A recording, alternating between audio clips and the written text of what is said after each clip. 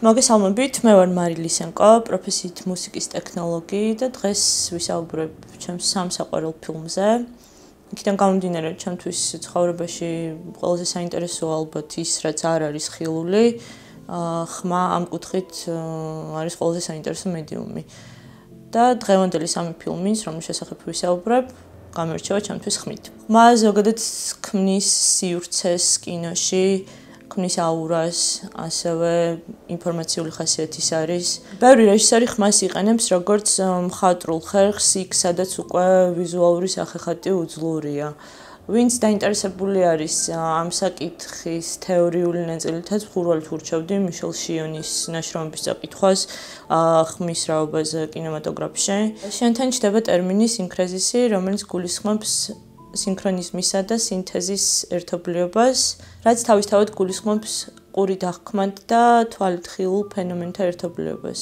ჩემთვისაც კინო სწორედ აუდიოვიზუალური გამოცდილებაა და ეს სამი ფილმი, რომელზეც დღეს ვისაუბრებ, ამ კუთხით არის ჩემთვის ძალიან მნიშვნელოვანი.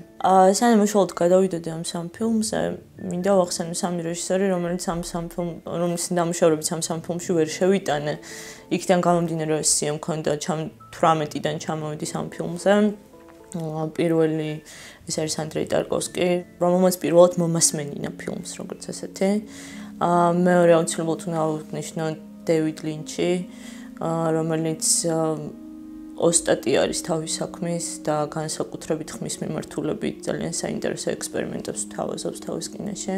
და მესამე რეჟისორი, რომელიც მინდა აუცილებლად ვახსენო, არის მიხაილ ჰანეკე, რომელიც ერთ-ერთ ინტერვიუშიც წავიკითხე, რომ მონტაჟისას, როდესაც რაღაც კონკრეტულ სცენაზე იჭადება ხოლმე, ცდილობს რომ დახუჭოს თვალები, მოусმინოს სცენას და ხოლმე ამის შემდეგ განაგრძობს მონტაჟს, რაც ძალიან უანდულებს ხოლმე საქმეს. პირველი ფილმი, რომელზეც მინდა გესაუბროთ, არის ფრენსის ფორდ კოპოლას Conversation, ქართულად ითარგმნება როგორც საუბარი.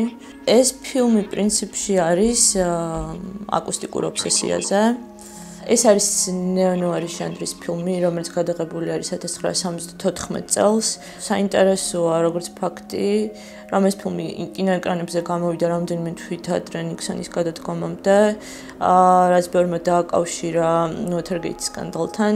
თუმცა ეს ნამდვილად არ ყოფილა ფილმის ინსპირაცია. კოპოლას მთავარი ინსპირაცია ამ შემთხვევაში იყო ანტონიონის ბლოუ-აპი, სადაც ფილმის მთავარი პერსონაჟი ეხება სკანდალში ერთი ფოტოს გამო. ამ შემთხვევაში ჯინ ჰაკმანის პერსონაჟი ისტორია ვითარდება ერთი ჩანაწერის გარშემო, რომელსაც ბოლოს აქვს დისტორსია.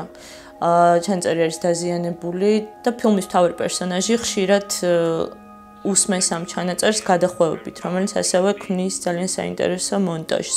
სწორედ ეს მონტაჟი ძალიან მძიმე ფსიქოლოგიურ წნეხში აქცევს მაყურებელს და ამით არის ზუსტად ეს ყველაზე საინტერესო ჩემი აზრით. სინოფსის არ მოყვები, იმიტომ რომ მინდა რომ რაღაც ისეთი დავტოვო, რაც შეიძლება უბიძგოს მაყურებელს ამ ფილმის ხილვისკენ, ვისაც არ გაქვთ ნახე, მხურვალით გირჩევთ, რომ კიდევ ერთხელ გადახედოთ.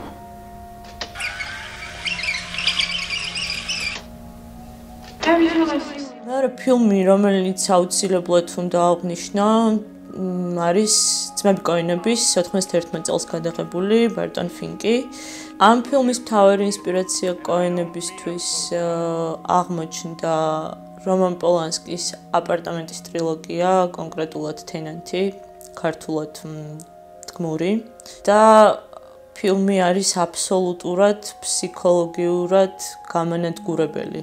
განსაკუთრებით იმ ნაწილში, როდესაც ფილმის მთავარი პერსონაჟი, რომელიც არის ძალიან წარმატებული დრამატურგი ბროდვეიზე, გადადის ლოს-ანჯელესში ფილმის სცენარის დასაწერად. მოგზაურობა ამ უცნაური ხმების სამყაროში იწყება იმ მომენტიდან, როდესაც ბარტონ ფინკი შედის სასტუმროში, ჩეკინზე და ჯდება თავის ნომერში სცენარის საწერად. და აქედან უკვე იწყება სრული საგიჟეთი. ეს ფილმი ძალიან საინტერესოა ხმის მონტაჟის კუთხით იმ მხრივ, რომ ხმის დიზაინერი და კომპოზიტორი სათითაო სცენაზე ძალიან დიდ ექსპერიმენტებში იყვნენ ჩაბმულები. მაგალითად არის სცენები, სადაც ხმის დიზაინერის აღებული ეს გარემოს ხმები თუ არის დაბალ რეგისტრში, კომპოზიტორი იყენებს ვიოლინოს მაღალ რეგისტრში, მაღალ სიხშირეებში ხმას.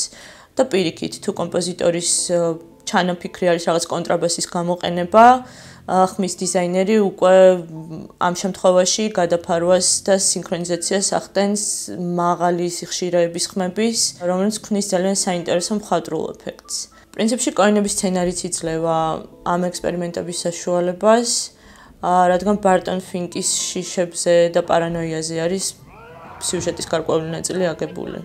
ამ შემთხვევაშიც მაქსიმალურად მინდა თავი ავარიდო რაღაც სიუჟეტის მოყოლას, მაგრამ ეს ფსიქოლოგიური საგიჟეთი ფინალისკენ სრულიად უიმედო ხდება და ბოლო სცენა არის ჩემი აზრით კინემატოგრაფში ერთ-ერთი ყველაზე მრავლის მეტყველი იმ კუთხით თუ მას რაღაც რეალურ ცხოვრებასთან გავავლებთ პარალელს. მესამე ფილმი, რომელზეც დღეს მინდა მოგიყვეთ, არის 2021 წელს გამოსული მაიკ მილსის ამერიკელი მუსიკალური ვიდეოების რეჟისორის, ალბათ უფრო ძირითადად, თუმცა ეს ფილმი მხატვრულად ხმის კუთხით და მსახიობების ოსტატობით ნამდვილად ერთ-ერთი დასამახსოვრებელი ფილმი არის. წინა ორი ფილმისგან განსხვავებით ეს ფილმი არის ბევრად უფრო მშვიდი.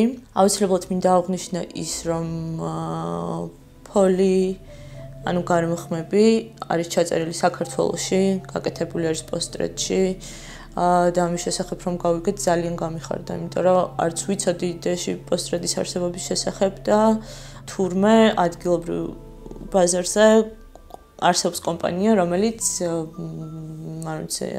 აწარმოებს ხარისხიან პროდუქტს, რომელიც იყიდება დასავლეთში ძალიან დიდი წარმატებით. რაც შეეხება უშუალოდ ფილმს, თავარ როლში არის განმეორებელი ხოაკინ ფენიქსი, რომელიც განასახიერებს რადიოს ჟურნალისტს. შესაბამისად აქვს თავისი ხმის ჩამწერი, ყველგან თან დააქვს და მოულოდნელად ხდება ისე, რომ მის დას დასჭირდება დახმარება თავისი შვილის მოვლაში რაღაც პერიოდი, სანამ ის მიდის თავის მეუღლესთან, რომელსაც აქვს რაღაც ფსიქიკური პრობლემები. ფილმი გარკვეულწილად ეხება მენტალური ჯანმრთელობის სტიგმასაც.